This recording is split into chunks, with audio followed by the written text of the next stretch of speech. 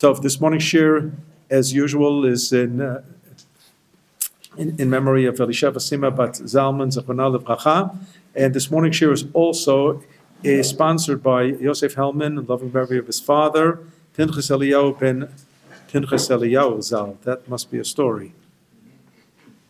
That is a story. Father wasn't alive when the child was born. We unfortunately have that here in Eretz Israel during wars.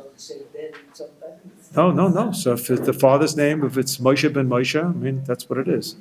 Avraham ben Avraham, that could be a ger, where his name is Avraham, but every ger is ben Avraham. So I've heard already Avraham ben Avraham, that of gerim, right? Or Sarah bat Sarah. You know, you have that.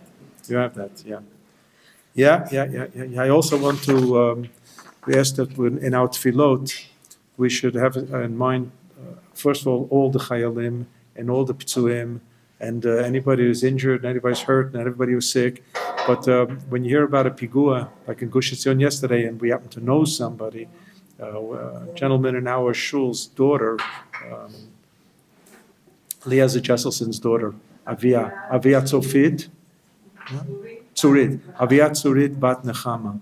So she Baruch Hashem, went through a serious operation yesterday, is recovering, but it's an uphill battle, and Mitzvah Hashem, she should be well and have a hachlama mehira. So, yeah. I always say that Herzl had it half right when he wrote the book Judenstaat, the Jewish state. He said, it's going to solve the anti-Semitism. Well, guess what? It didn't.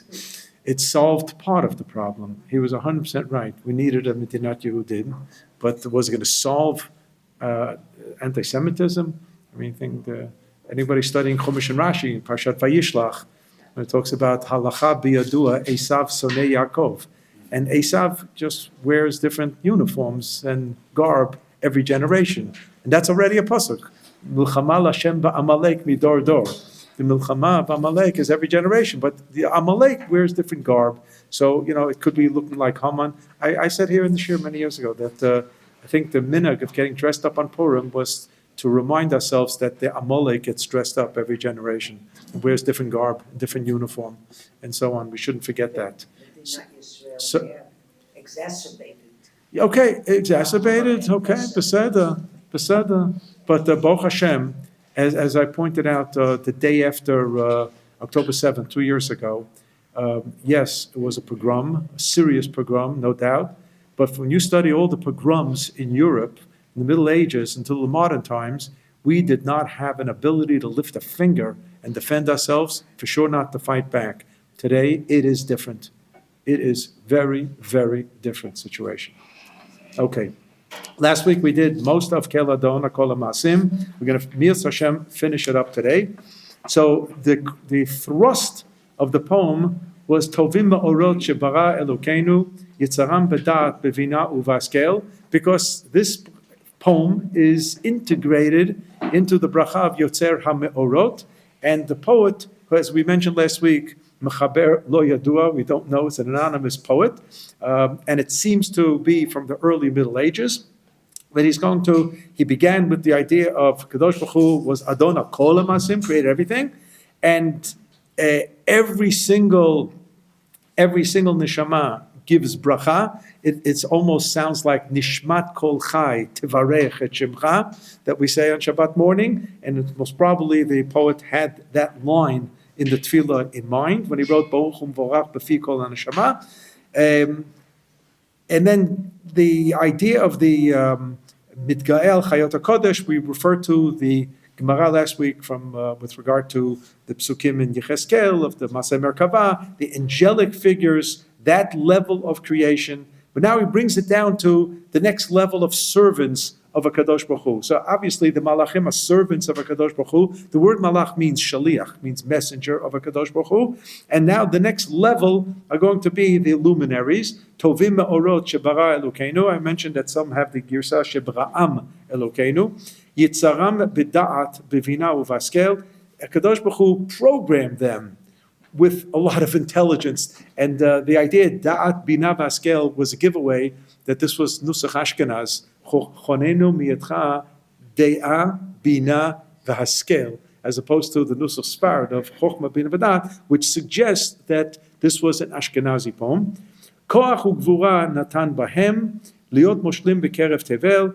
Again, the koach u'gvura used with regard to human beings, that's one level of koach. Gvura is heroism, and koach is whether it's physical might, economic clout, political strength, whatever it is.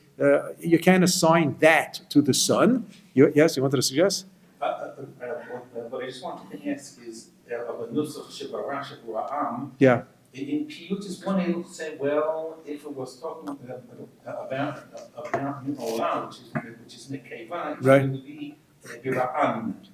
Can one be medayik or no? In poetry, the rules, everything goes. Mamashkach, mamashkach. So, first of all, me'orot, while it's in plural, it's not me'orim, but me'orot, but ma'or is zachar. It's zachar anyway. Like shulchan, shulchanot, but it's shulchanot gedolim, right, or ktanim.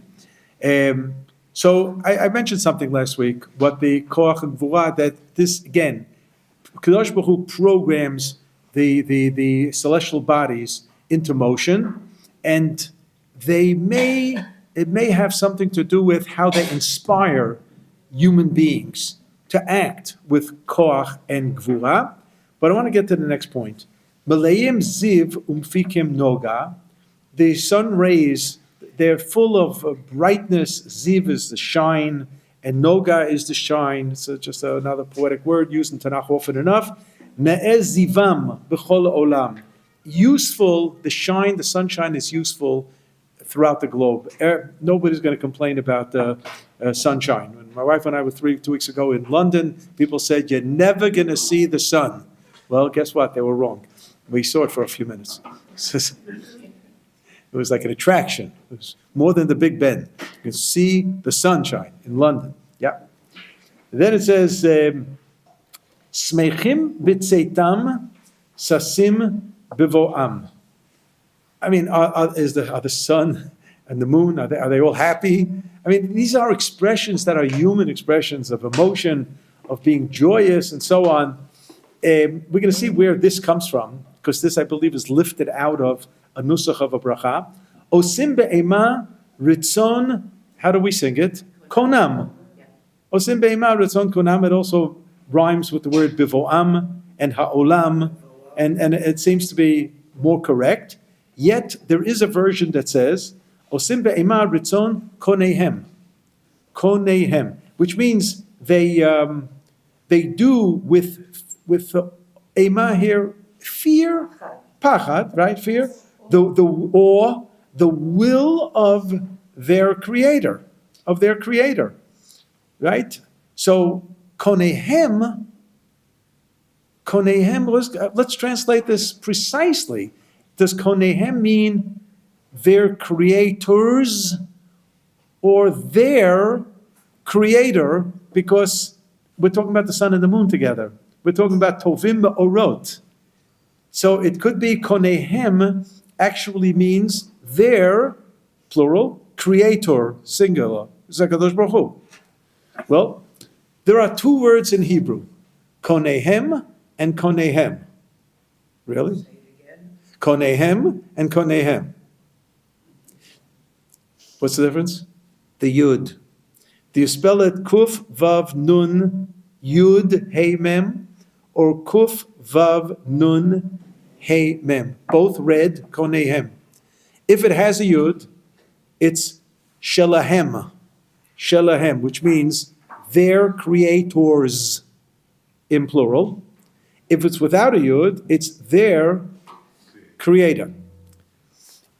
In those manuscripts that the word konehem appeared, here in the song of Adon, in the morning davening, Yotzer mishartim v'asher mishartav kulam omdim berum olam mashmiim b'yira yachad b'kol devrei elokim chayim melech olam כולם אהובים, כולם בריאים, כולם גיבורים, לפי הנוסח ספרד, כולם קדושים, וכולם עושים באימה וביראה רצון קוניהם.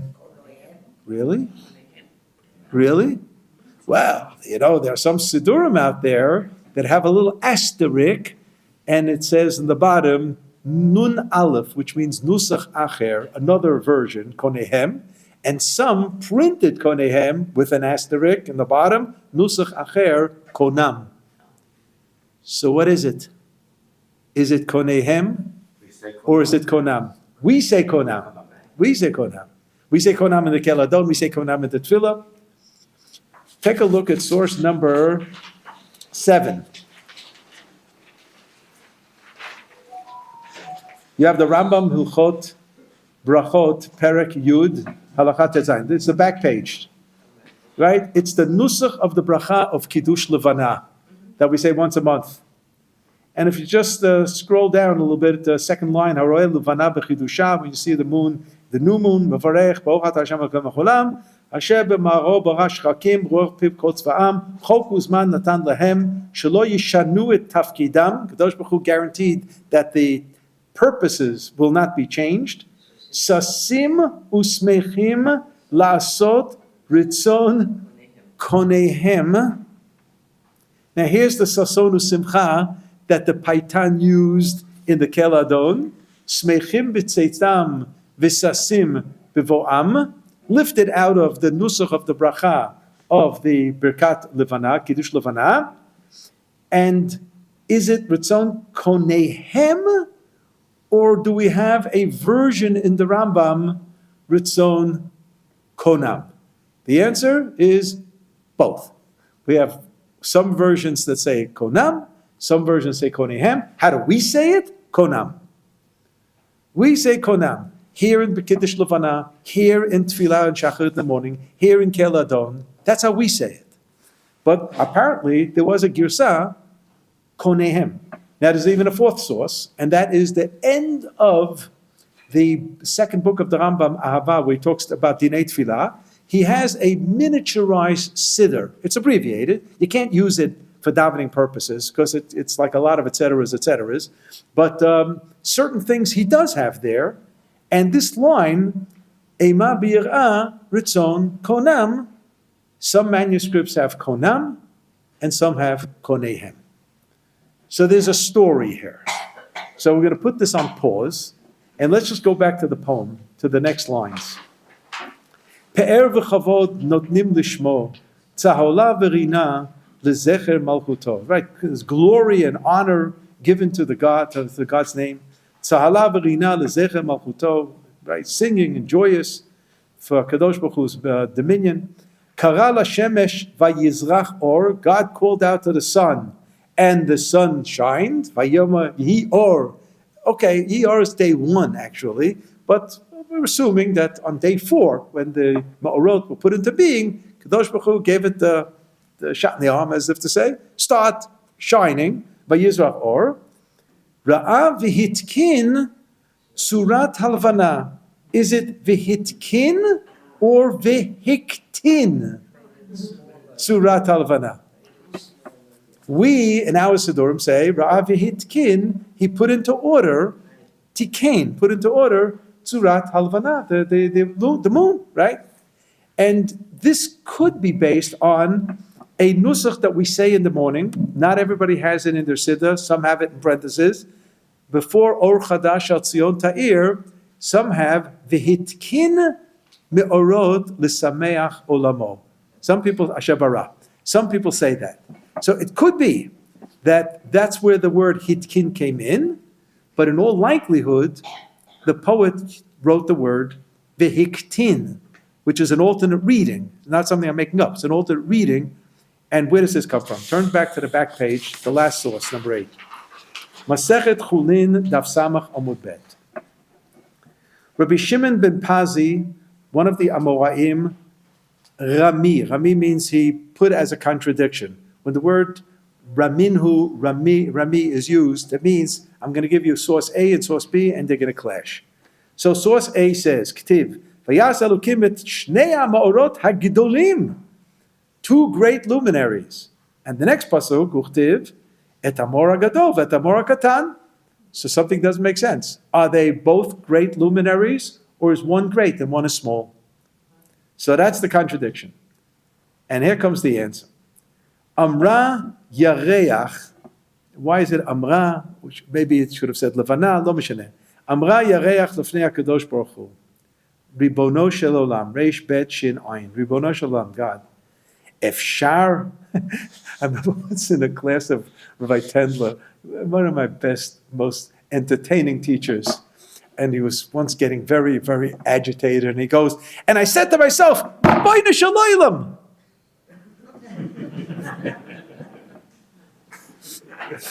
And everybody was on the floor. Rabbono shel olam, efshar l'shnei melachim sheyishtamshu beketer echad? Oh, we're both great. I'm the sun, I'm the moon, he's the sun, and we're both morot hagdolim. Is it possible for two kings to rule under the same crown? So HaKadosh Baruch Hu says, Amra lefanav, I'm sorry, Amar la, Kadosh Baruch Hu says to the moon, L'chi uma'ati et atzmech. Okay, miniaturize yourself.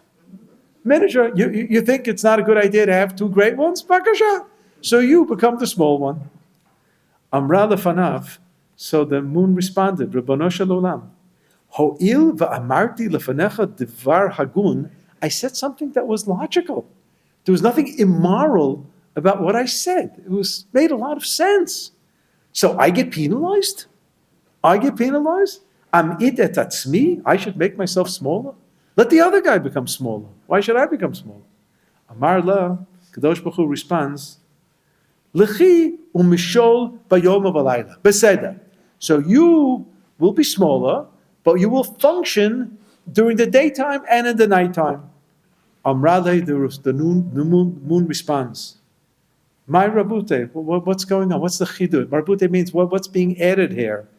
I'm contributing nothing to the daytime. Maybe at nighttime I'm going to be alone, so I'll be the only luminary. Maybe not terribly strong, but, and they say in Chinese, besser vigunish, better than nothing.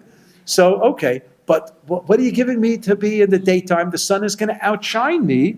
Shraga betiara my bahani. What is a little light, a little ray of light in an illuminated surroundings is not going to give me anything extra. Nobody's going to take note of it. When this is used, this phrase is used in Hilchot Chanukah. Why don't we light the Hanukkah candles in the daytime? Because it's not going to have an impact on anybody. But if you light the Hanukkah candles outside your door at the beginning of nighttime, so those little candles are going to make an impact on anybody passing by, because you see a dot of light. But if it's going to be daytime, nobody's going to take note. The same line is used. Shraga betiara my bahani. A light in the daytime, what help, of what use is it? And therefore, what are you telling me? The Levana is complaining to God. You're telling me I'm going to rule in the daytime too. Shkoyach, but there's a sun out there, and I'm going to be completely, blacked out. Amar le, Kadosh Baruch Hu tells the moon, Zil, limno b'cha Yisrael yamim v'shanim. Through you, the Am Yisrael is going to count days and years. Amar le, the moon reacted. Yomei nami, Efshar de lo manu beit kufta. What do you mean? I'm not involved of the daytime. The daytime is only the sun, because you need the sun for the seasons, and the seasons are based on daytimes, and that's going to create years. So you gave me nothing. This is a London, this moon, right? Tichtiv, as it says, Vayula otot u'l'moadim u'l'yamim v'shanim. So Kadosh Baruch Hu says, here's the bottom line. Zil, go, likru tzadike b'shmecha. You're going to be the morot katan. You're going to be the small one. But to be the small one, it's not a terrible thing. I'm going to call and refer to great, unique tzaddikim as the katan. Having the appellation katan to your name is going to be a virtue. As it says, Yaakov HaKatan, there's a pasuk in Amos, Perek Zayin, that refers to Yaakov Avinu as HaKatan. Shmuel HaKatan, he is a interesting personality, which I'm not going to get into, we'll take out the whole shir, but if you've heard the name Rav Chaim Heller, Zichrono Livracha, Chaim Heller was a person who the Rav met up with in Berlin in the 1920s, but he, Rav Chaim Heller, came from Volozhin and knew the Rav's great-grandfather, Rav Yosef Doper Soloveitchik. He knew the Rav's grandfather very well. And here they are in Berlin and together. And then the Rav uses some influence, whatever. Rav Chaim Heller makes it to the United States. And the Rav wants to have Dr. Belkin, Zichrono Livracha, the president of the yeshiva, to put him on staff to give shir in Reitz, in Yitzchak Chanan Yeshiva. And Dr. Belkin says he's welcome to teach here. We don't have any money for salary. And the Rav went and set up a ghost company and had that ghost company donate money to Yeshiva University monthly, and the Rav pumped money into that ghost company. And this went on until Rav Chaim Heller died in 1962. The story became public by the daughter of Rav Chaim Heller. So it's public knowledge now.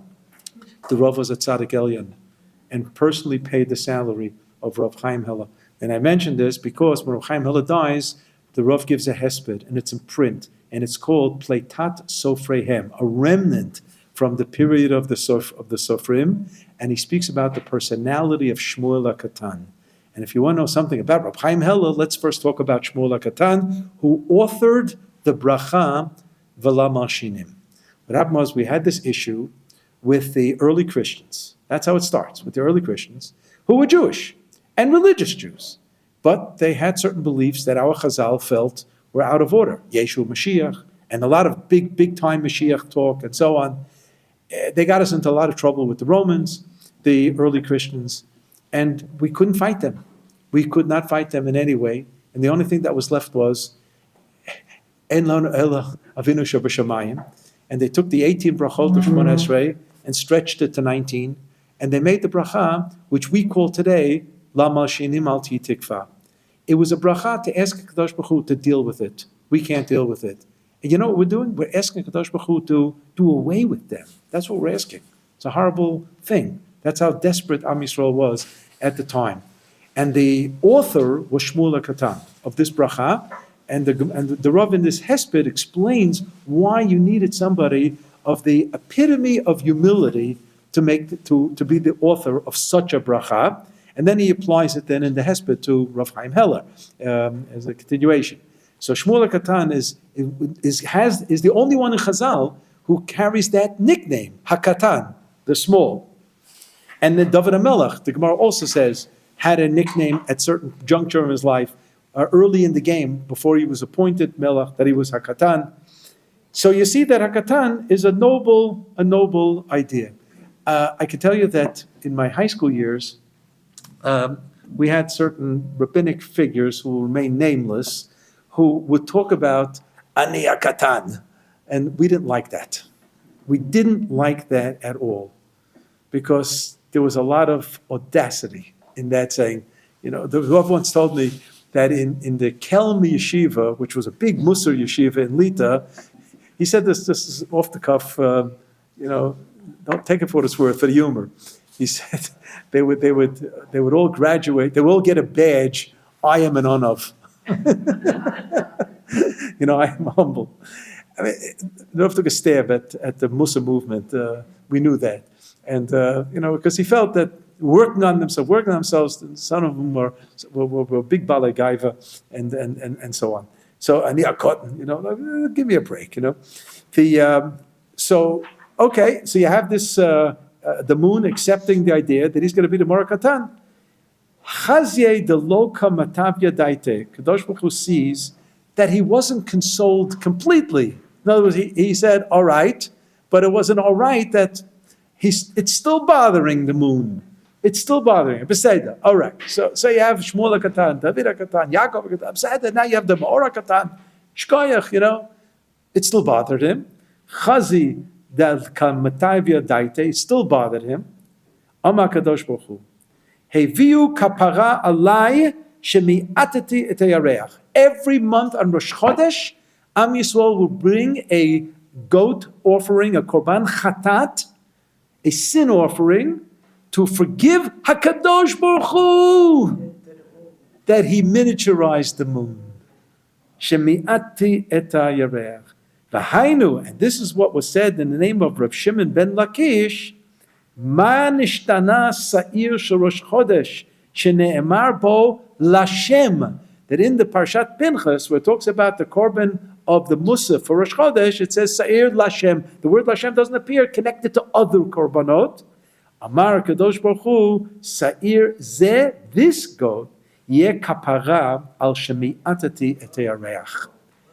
Do you remember Musaf? If you don't remember it, just Friday morning, open up the Siddur, Musaf, Rosh Chodesh, Roshei Chodashim lamcha natata, Zman kapara.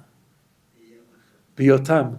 What do you mean Zman Kapara? Zman Kapara, Yom Kippur, Zman Kapara. All right, so Rabbi Yehuda Levi in the Kuzari says there's an annual Yom Kippur, there's a monthly Yom Kippur, and there's a weekly Yom Kippur. He saw some aspect of Shabbat also as a Yom Kapara. However, he got that was ingenious. But with regard to Rosh Chodesh, there it's black and white. Roshei Chodeshim Lamcha Natata Zman Kapara. And here Reb Shimon ben Lakish is explaining why Rosh Chodesh has a special Zman Kapara. It's a Kadosh Baruch Hu requiring, asking for the kapara, that he miniaturized the moon. And what's the nechama, what's the consolation to the moon? All right, I take partial responsibility for your pain and embarrassment. That's all. But we're doing it anyway. We're doing it anyway. Just very, very parenthetical, very parenthetical. So what you see from here is that the poem in the Kel Adon, in all likelihood, was Ra'ah V'hiktin tzurat halavana. He miniaturized the shape of the moon. Ra'ah v'hiktin tzurat halavana. There is one of the great Rishonim, known by all in the yeshivot as the Baal HaMaor, the author of the Sefer HaMaor. So who is he? His name is Rabbi Zrachya Halevi. Zerach means sunshine. And he gives a nickname to his own book, HaMaor, the Illuminator. So he lives in the generation of the Ramban, like his early 13th century. And while he was born in northeast Spain, he migrates to southern France, and he's from the Chachmei Provence, from southern France, great Gedolim. And he writes a book against Rabbi Yitzchak Alfasi, known as the Rif, who lived 200 years before him. And he writes a book against him, very strict. So Ramban gets a hold of this book, and he feels he has to defend the Rif, Rabbi Yitzchak Alfasi, and blow by blow, every single point that Rav Zerachia Halevi says, Ramban has a counter argument that the Rif is right. Okay, the first argument of the Ramban is, you're writing that you're 19 years old when you're writing this. Who do you think you are? You're writing against Rabbi Yitzchak Alfasi. You're a bachurchik, that's my word already. You're a bachurchik, and you're writing against the Rif. Who do you think you are? And then he takes him seriously, and he goes on. So why do I mention this? Because some of the Mesichtot, the book is called HaMaor HaGadol, and some of the Mesichtot, it's called HaMaor HaKatan. So ask any yeshiva bacha why Rabbi Zerachia Halevi did this.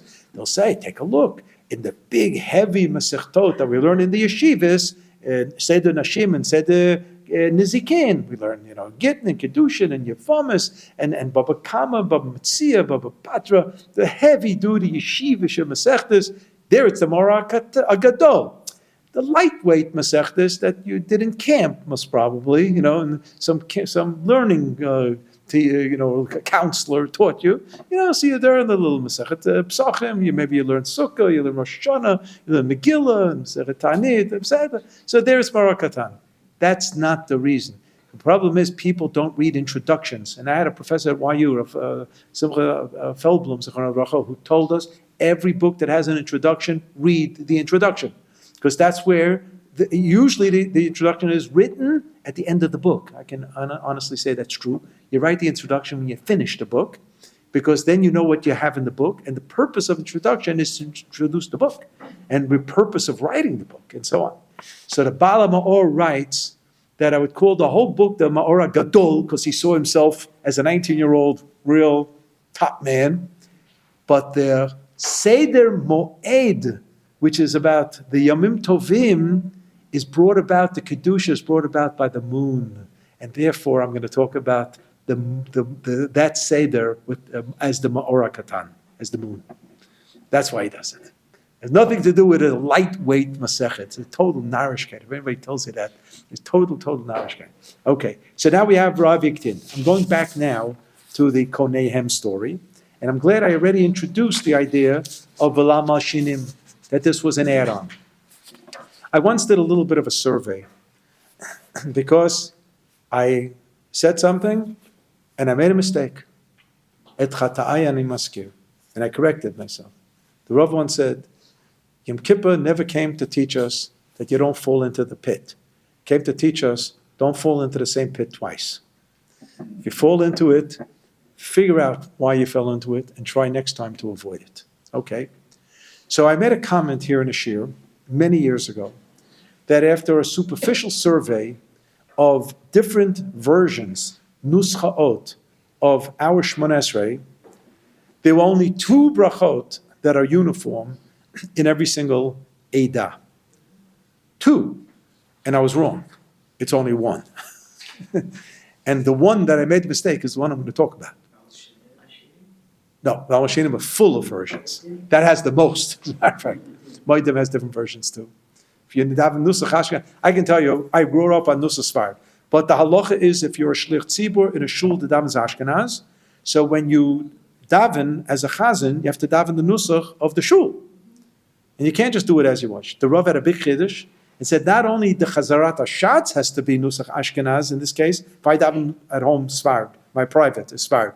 But if I'm davening in Ol Nechama and it's Ashkenaz, and I daven as a chazan, not only does the Chazarat HaShatz have to be Ashkenaz, but the private Shmoneh Esrei that you read before, the Lachash, also has to be. Why? Why in the world does the chazan say Shmoneh Esrei twice? What's wrong with just saying the Shmoneh Esrei as the Chazarat HaShatz? Why does he say it earlier? The Gemara tells us it's a dress rehearsal. It's a dress rehearsal, so he doesn't make a mistake. Shatz shliach tzibur sheta'a siman ra l'risholchav. The Mishnah says in Masechet Brachot, shliach tzibur makes a mistake, it's a bad omen for the people. So those days people didn't have Sidurim. So the chazan had to just get his bearing. And for sure, if a person is switching nusach, it would be a good idea if he saw the opposite nusach before he says it out loud. So whether it's chokhmah bina v'dat or deya bina v'askel of the bracha atachonin, even in Moedim, right? Tzureinu, tzur chayenu, or just tzur chayenu, and there are a few other minor, hatov kilo chalu rachamecha v'amrachem kilo tamu chasadecha me'olam kivinu lach, or ki me'olam kivinu lach. Kalbach sings it Nusach Sfard, but it can go Nusach Ashkenaz. There are different ways. Sometimes it's just a word. But perfect Nusach, when I went through Ashkenaz Sfard and the variants of Ashkenaz, and the Nusach Hari, and Chabad, and Teiman, and Edot HaMizrach, I looked at North Africa, I looked at Bavel. They're all different types of Nusach Atfilah, because it might be Rav Avad Yosef's following one Zerem of Sfaradi, and Rav Kapach, one Zerem of Teimani, one track. So there are multiple differences of Nusach. I used to think that the first bracha was uniform, and I found out that it's not, and you'll hear about it in a minute. But the one that's uniform is tshuva. Hashivenu avinu l'toratecha, v'karvenu malkeinu lavodatecha, v'achazirienu b'tshuva shlema lefanecha, baruch ata Hashem erotzeh b'tshuva. Every single Jew who davens Shmoneh Esrei says that version. Why did it come out like that? Because tshuva, the goal is the same. The goal of what tshuva is identical. No, it might be different pathways, but the goal of ha'rotzeh b'tshuva, Kadosh Baruch Hu is taking everybody in. And the fact that you're coming from one Eidah as opposed to another Eidah doesn't really make a difference. Kadosh Baruch Hu is going to accept every Jew. Yeah.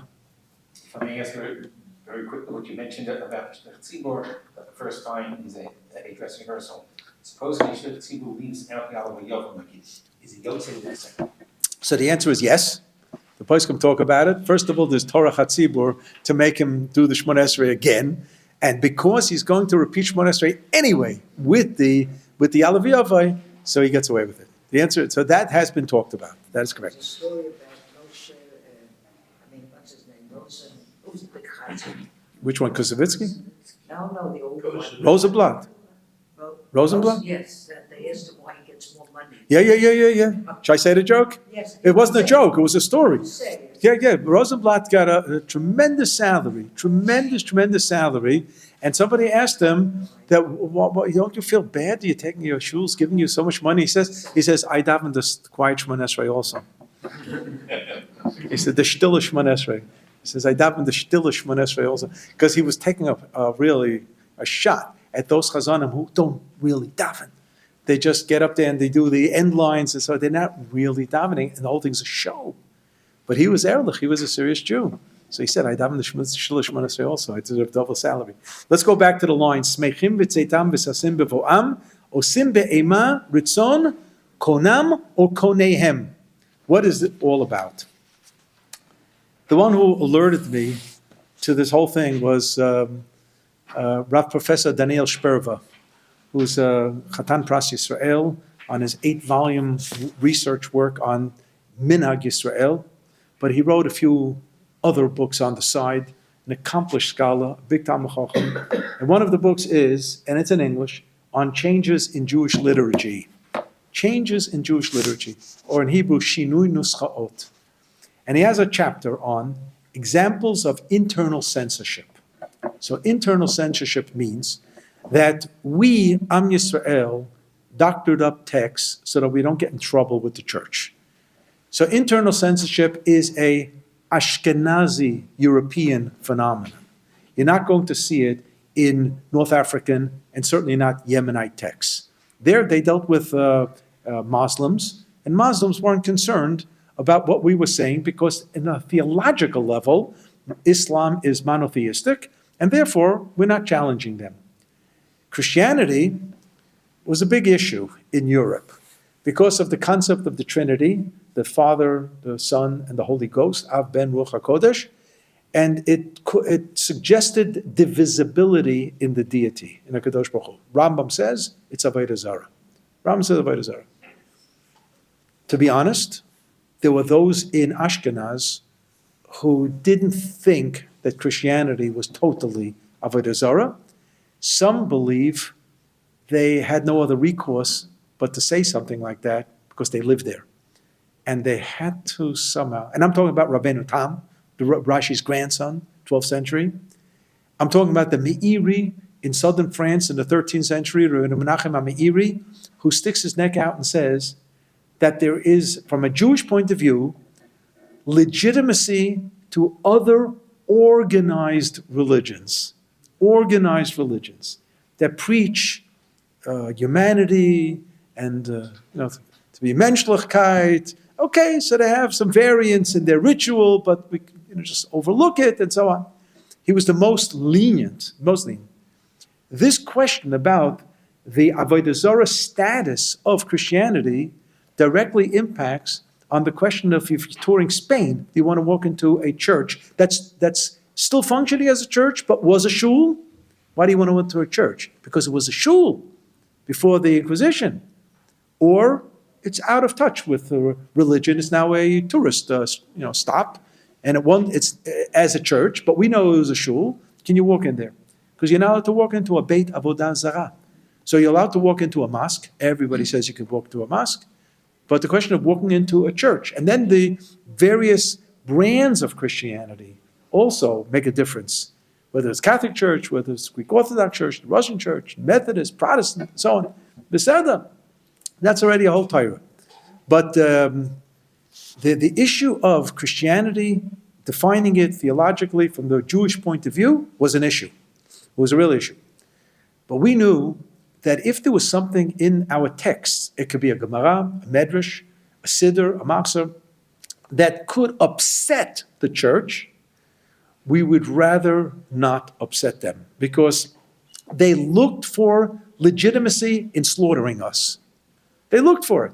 So that's why they would take a Jew who was a Meshumid, who went over to Christianity, who may have been a Talmid Chacham, could have been a Rav. Yes, there were Rabbanim in Spain who went over to Christianity. There were all kinds of things that happened. So they would bring them even to the Vatican with stolen texts that they had and still have till this very day. And these Meshumadim would go over and, underline as if to say, highlight with color, just to, this is problematic, that's problematic. This was big problems for us. So we try to, as we say, lahakdim trufa lemaka, to have the remedy on the shelf before the disease, to change the text, doctor up the text. The most famous one that I grew up with was in Aleinu L'Shabeach. My Aleinu L'Shabeach was V'anachnu Korim Mishtachvim. We sang it as kids on the Omid, right? When we sang the Aleinu L'Shabeach, V'anachnu Korim Mishtachvim Moedim. But there's a line that goes before that. Shehem Mishtachavim Lehevel V'rik U'mitpalalim El Lo Yoshia. That they bow down to nothing, to garbage, and bow down to a God that's not a God. Shehem Mishtachavim Lehevel V'rik U'mitpalalim. They pray to El Lo Yoshia. Their God's not going to help them anything. It was completely censored out. So how come it's back in the Siddur? Because of Medinat Yisrael. Because here in Eretz Yisrael, we all of a sudden, it's a melting pot. Hey, the Yemenites have something there before Vanachnu Korim. The North Africans have it. And then all of a sudden, we realized that was part of Aleinu Shabeach. So now, some Siddurim, they print it with brackets. You know the difference between parentheses and brackets? Parentheses means take out. Brackets means put in. So they have brackets, Shehem Mishtachim, but in the Rinat Yisrael Siddur, there's no brackets. It's just printed. It's part of Aleinu. It's correct, because they grew up with those Siddurim. They grew up with it. It was the nusach of their Zayda. So, what the grandfather said, they said. What grandfather didn't say, they don't say. That's all. But this is a censored piece. Then you have something even more dramatic. The tail end of the 11th chapter of the Rambam of the Laws of Malachim. Towards the very end of Mishnah Torah, he dedicates 2 chapters to Yemot HaMashiach. You can imagine Rambam in Europe getting in trouble with Rambam talking about Christianity. Censored out completely. Line after line. Mamash, censored out. How do we know that? Now we know it from manuscripts. Now we know. So if the new Rambam, same old Rambam, but the new print Rambam, new editions of Rambam, have it back. Rav Steinsaltz, Zichron Livracha, put back into the Shas, his Gemara, what was a little pamphlet which I have home called Chesronot HaShas. People would write it down, what was taken out and given generations. Ultimately, it was printed, called Chesronot HaShas, that which was deleted from the Gemara. Rav Steinsaltz put it back in. So if you still have a Vilna Shas from your Zayda, it doesn't have it. It doesn't have it. So if you have a Gemara in Masechet Sanhedrin, a nice drasha against Esav, knock Esav over the head, oh, it's wonderful drasha, and find out that the word wasn't Esav, Ayin Sin Vav, but it was Yud Shin Vav, Yeshu, and it was a drasha against Yeshu. And they simply took the Yud and made it into an Ayin. We're not talking about you. We're talking about Esav. It's a drasha for Parshas Toldos. That's all it is. It's for Shalosh, it's for Sudash Lishit. Nothing theological, nothing to get excited about. That's what we did. So there is no bracha like Velam al Shinim that went through all variations, especially since the bracha was written against early Hebrew Christians. So what was the nusach? It didn't begin with Lam al Shinim, which means the snitchers, those who talked against. It was La Mishumadim, those who went over. The Shmad was to accept Christianity, baptize. That's the bracha. How do we know that? Because now we have manuscripts of the Rambam of his Shmona Esrei, and that's what it says. But in most standard Rambams, it doesn't say that. It either says Laminim al tihi tikva, and then in Ashkenaz the word Lam al Shinim was thrown in, but the word Mishumadim out. So how is it that in the standard prints of the Rambam it says Velaminim, it doesn't say the original? What happened? Who changed it? So in my sefer on the research of the Rambam that I did, Al Kanfei Nesharim, I have a whole chapter on Ashkenaz versions of Tefillah and Brachos in the printed Rambams. How'd that happen? Because when they moved in the 16th century from handwriting manuscripts to the print, so today if I want to print something, I sit by the computer, I type it out on the screen, save it, push the button print, look down on my printer, and there it is, and I got it. That's how I print today. But 600 years ago, you printed differently. You had a plate, and you have letters, and each word you had to set the letter block, one letter by one letter. In mirror image. What? In mirror image, I think. In? Mirror image. In mirror image, because it's going to, and then when the plate is finished, there's going to be ink on it, and it's going to hit the paper like this, like this, like this. So if you have a mistake in the plate, the mistake's going to be 100 times, 1,000 times as much as you want the machine to print. It was tedious work.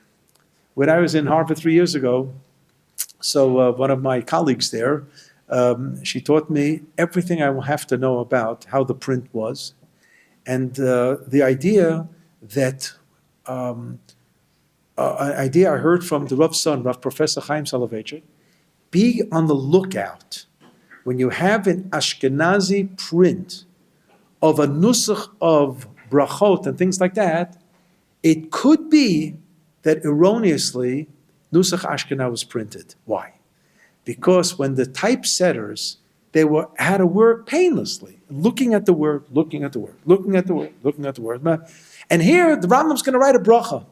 1 second. I make these brachas every morning. I'm saving myself a few, tiring minutes of looking. Oh, he's writing Birkat HaTorah? I'm just going to put Birkat HaTorah, the letters. I know this bracha. What do you know? You know the Nusach Ashkenaz bracha. That's what you know, sitting in the European press. And you're going to print it. And when it gets out to the public, it's Nusach Ashkenaz in the Rambam. This happened. This actually happened. And when you talk about texts that were doctored up because of censorship, that's going to be only in Europe. It's not going to show up in North African manuscripts, certainly not in Yemenite manuscripts. So, what was the word in the Nusach of Kiddush Levana, as we have in source number 7? What was the word in Kel Adon? Was it Konehem? Was it Konam? What's the issue here? Why would there be a suggested censorship? Says Rav Shperva, this has to do with the first bracha of Shmon Esrei. The first bracha. Baruch atah Hashem Elokeinu Elokei Avotenu Elokei Avraham Elokei Yitzchak Elokei Yaakov Kel HaGadol HaGibor VaNorah Kel Elyon. All this has precedent in the Chumash. Elokeinu Elokei Avotenu Elokei Avraham Elokei Yitzchak Elokei Yaakov is lifted out of Moshe Rabbeinu from the Parasha Shmos. There it says, Kadosh Baruch Hu then tells Moshe Rabbeinu, you will introduce me, God, to them, to OUisrael. Elokei Avotechem, instead of Elokeinu, because he's talking to them. Elokei Avraham, Elokei Yitzchak, Elokei Yaakov, which means the model is there. Hakel Hagadol Hagibor VaNorah is Moshe Rabbeinu in Parshat Ekev, the way he refers to HaKadosh Baruch Hu. Gomel Chasadim Tovim VeKonei Hakol, that's not there in the Chumash. Konei Shamayim Va'aretz. Who said this? Avraham Avinu. It's in Avraham Avinu with Malki Tzedek. It says, Elokeinu, Elokei Avraham, Elokei Yitzchak, Elokei Yaakov. It says, Kel Elyon, Konei Shamayim Va'aretz. That's what it says. Kel Elyon, Konei Shamayim Va'aretz. This was the original version of the first bracha of Shmon Esrei. Kel HaGadol HaGibor VaNorah, Kel Elyon, Konei Shamayim Va'aretz. A remnant exists Friday night. After we say Vaychul HaShamayim, there is it's not Chazarat HaShatz at all. There's a reason why we say this. It's called Bracha Achat Me'en Sheva, an abbreviated Shmon Esrei, but it's not a Shmon Esrei. The Chazan doesn't have to have his 2 feet together. He doesn't have to bow down. It's not a bona fide Shmon Esrei, but he starts Baruch atah Hashem Elokeinu Elokei Avotenu Elokei Avraham Elokei Yitzchak Elokei Yaakov Hakel HaGadol HaGibor VaNorah Elyon Konei Shamayim Va'aretz Magen Avot B'dvaro Mechayim. That version is still there, and it's also at the end of Nishmat Kol Chai. The end of Nishmat Kol Chai. What do we have there? Nalecha, nashabecha, frecha, navrecha, movecha, shem kochecha, kamul David. No, before. Shabbat Hashem Tzaka Dadal Taknu Shriya Mid Melach Miyish Melach Miyarchlach Hakel Hagadol Hagibor Vanora Kel Elyon Konei Shamayim V'Aretz Nalelcha and Shabecha Forecha Forecha and Hashem Kashecha Kamul David Baruch Hu Hashem Chol Kravai Hashem Kacho Hakel B'Tatzumot Uzecha Hagadol B'Chvot Shemecha Hagibor Lenetzach V'Hanora. It's an expansion of Hakel, Agadol, Hagibor, Vanora, all preparing us for Shemona Esrei. And then it's Hamelech Yoshev Al Kisei, which is Melech Ozer U'Mashiach Magen. So forget about the fact that the printer printed Hakel B'Tazumot separate. That's because where the Chazan starts and everything, but it's all part of Nishmat. It's all part of Nishmat. The whole Shoichanad is part of Nishmat. The Shoichanad Barom Kadosh Mo and so on. So you have a remnant of the original version, Hakel Agadol Gibor Manarak, Konei Shemayim V'Aretz. What was the problem with Konei Shemayim V'Aretz? The Medrash says on that pasuk in Sefer Breshit, in Parshat Lech Lecha, that HaKadosh Baruch Hu makes Avraham Avinu a partner in the creation of the world. That's how close HaKadosh Baruch Hu wants Avraham Avinu to feel, as if Avraham Avinu took part in the very creation. So Konei Shamayim V'Aretz is a reference to Avraham Avinu, and that's why it's in the bracha of their Avot. But we got panic-stricken in Europe. You know what the Christians are going to say? You also believe in the divisibility of the deity. Yeah, we have it as Yeshu, you have it as Avraham Avinu. That's small money, that's Kesef Katan, that's small cash, right? But the theological concept, you have to. So we said, get this out. Get this out of Shemona Esrei fast. So they put in Gomel Chasadim Tovim. They threw that in just to sidetrack us. Konei Hakol. Konei Hakol. He owns everything. It's all a Kadosh Baruch Hu. Gomel Chasadim Tovim, Konei Hakol. What happened with the Nusach of Kiddush Levana and the Tefillah of Ritzon Konam?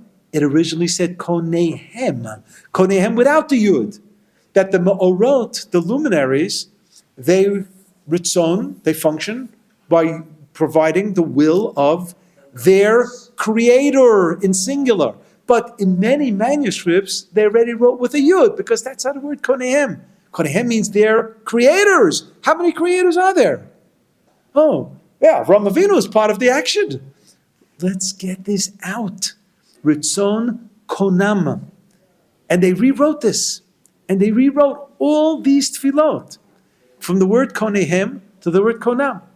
Yet, in certain manuscripts of the Rambam, from Hilchot Brachot, that's source number 7 you have on the page, it actually was printed Konam in Europe in accordance with the censorship change. And in some manuscripts, it had the old version, Koneihem, in the bracha of Kiddush Levana.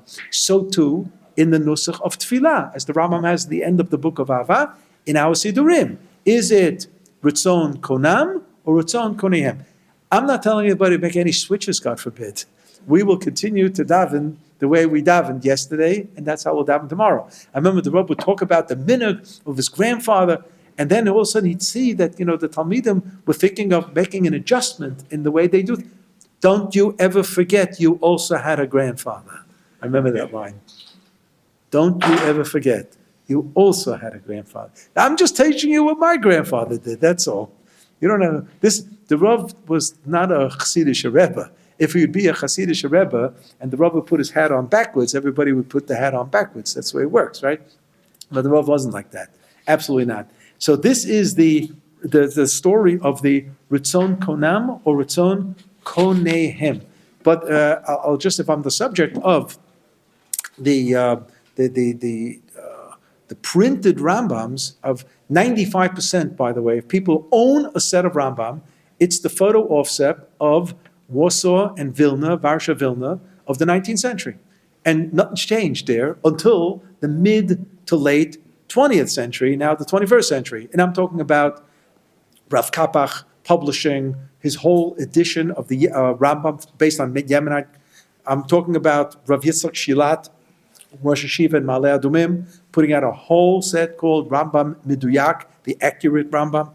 I'm talking about Rav Nachum Rabinowitz, who was the first Rosh Hashiva of the Yeshiva in Ma'aleh Adumim, Zechron Levracha, publishing his Perush Yad Pshuta. And on the first two books of the Rambam, he's using a Rambam that the Rambam had in his hand, not the one that he wrote. He was not a youngster any longer. From Syria, from the town of Aleppo, Chalab, comes a FedEx package to Fostat, Old Cairo. If the Rambam has a few minutes spare time, which he didn't have, can he go over the text of the first two books of the Mishnah Torah, and it's for textual accuracy. And the Rambam does it. He goes over it like a Sefer Stam, goes over it, and he signs it at the end with a date. So it's 1176. We even know when it was. And he sends it back to Syria. It makes it back to Syria. With time, this got moved from the collector item, became a collector's item, and it made it to Cambridge Library. So if you want to see it, you can go to the library in Cambridge. You don't have to do that anymore. Just go on your computer. It was once correct. They once brought it here to the museum.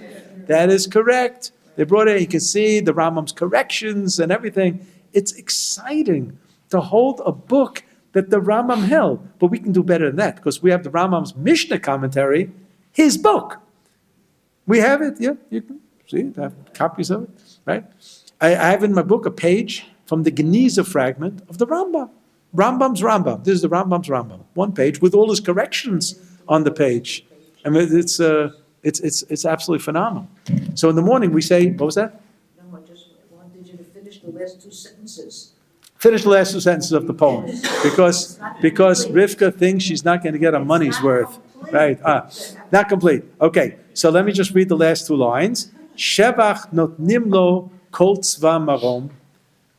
All the celestial bodies, the whole heavenly, giving praise to God. Tiferet ugdula, srafim v'chayot v'ofanei HaKodesh. Some read it, srafim v'ofanim v'chayot HaKodesh. That's already small. But the Paitan, the poet, brings us back to the beginning of the poem of the angelic figures. He's closing it with the angelic figures. He started with a Kadosh Baruch Hu, Kel Adon, brought it down to the Malachim, brought it down to the celestial bodies, worked his way through the celestial bodies, and now swings up to the heavenly bodies, the spiritual bodies, the Malachim, the Srafim, and the Chayot HaKodesh, and so on, and that's how it moves on. This concept of the created world giving praise to God, which is really the core of what this song's all about, you have in other areas as well. One of the reasons that on the four species, the Arba Minim, we say a bracha on the lulav, and not on all four, one of the reasons is because of the pasuk in Tilim, Az yiranenu kol atzei hayar. The trees of the forest sing to God. And because the lulav is the most obviously tallest, most visible from all the four species, the others are shipped together and they're shorter. The lulav must halachically necessarily be at least a tefach higher than the rest, so it stands out. So in nature, I remember the Rav speaking about this when we learned Masechet Sukkah, in nature, not with words, how does the created world sing praise to God is a concept. It's like a spiritual concept, obviously. And however it's to be understood is that HaKadosh Baruch Hu created the world, and the world is functioning the way HaKadosh Baruch Hu wanted it to function. That's called Shira to HaKadosh Baruch Hu. And if it's a taller created thing, then the song is going to be more pronounced. Az yiranenu kol atzei hayar. So if we have four species, but the lulav is the most pronounced, so we'll make the bracha on the lulav. And here in the morning, it's Yotzer HaMe'orot. So the Me'orot are singing to HaKadosh Baruch Hu. The Me'orot are singing to HaKadosh Baruch Hu. But I once heard a human being sing the song of the celestial bodies. It was Apollo 8. Apollo 8.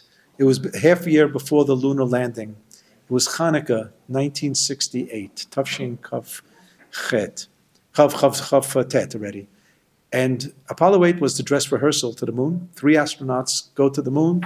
They orbit the moon several times over. No lunar landing yet. And they come back. They looked at the Earth from the vantage point of the moon. And they started reading from Bereshis.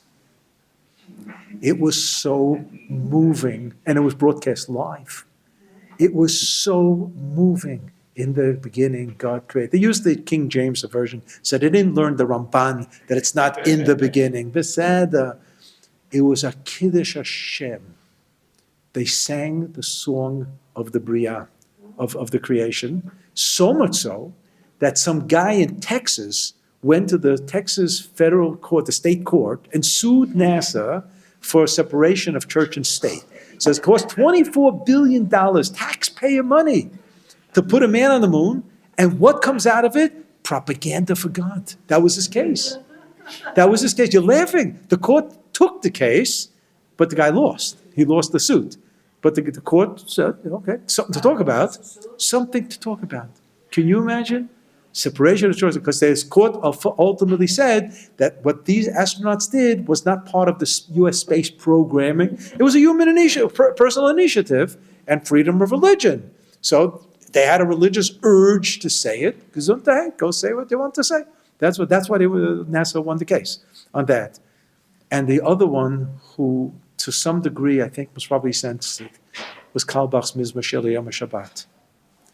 In Mizmor, and he goes on in English to talk about all the parts of creation of the world. And he sings the song of the Bria through the song of Shabbat. It's powerful, very powerful song. All right, Asinu Esek with now this Shabbos, you'll sing it with gusto.